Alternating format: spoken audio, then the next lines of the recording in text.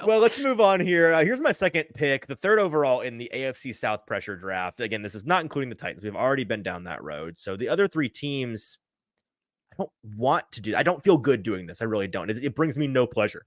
However, I have to. I deal in reality. I deal in truth. I deal in justice. These are tenets of who I am. And also humility is on that list as well. I have to put Anthony Richardson on this list. And the reason why, my quarterback won 2 years ago, loved the guy, loved the player, still love him, still think he can be awesome. But I don't know if you've noticed, JT, he's kind of already been anointed as the dude, or at least a dude, based on last year, which, fair or not, that has kind of already happened. And when you look back, okay, he played less than 4 games, 50 completions, less than 100 attempts, 3-to-1 touchdown to interception ratio in the NFL so far. Like, I don't know why exactly. Like, I get that it was an exciting less than 4 games that we saw in less than a month worth of football. Despite, you take the injuries out, and you do some promising things, showed some flashes. Definitely the guy you're rocking with going into this year. Not saying he's not, but is he like your future? Is he your franchise? Are you building around him the way you would a CJ Stroud? No, he's not even close to have. Has he proven himself any more than Will Levis has? How about that question? What has Anthony Richardson done in his less than 4 games to ingratiate himself to football watchers as the guy in Indianapolis that Will Levis didn't do in his 9 games with the Titans last year?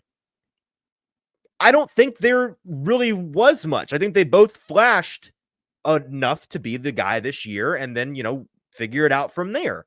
That doesn't even begin to mention, hey, what happens if he gets hurt again?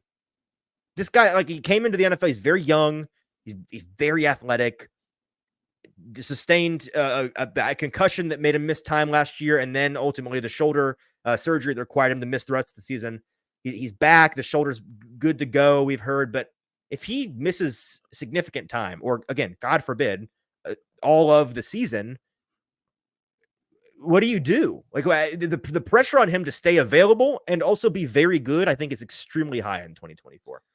Yeah, I think I'm with you on the second part for sure. I think the most pressure is on him just being available. Seeing more than 3.5, 4 games out of him is going to be the biggest thing for this team. And why I say that is because I think that, with Shane Steichen in the building, like this is his guy, through and through. That's what they wanted. And so we saw the flashes, but I think really Shane Steichen has this offense down into what he truly wants it to be.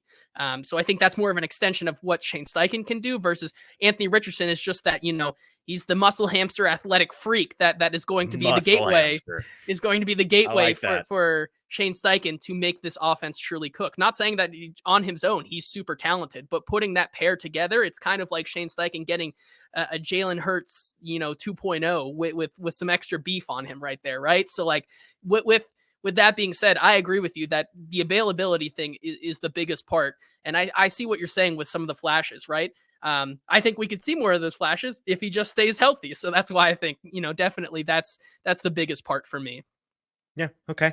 I don't disagree with any of it. So I think, we are much, the first half of this episode drove us apart, but I think we're being pulled back together for our agreed disdain for certain individuals in the rest of the AFC South.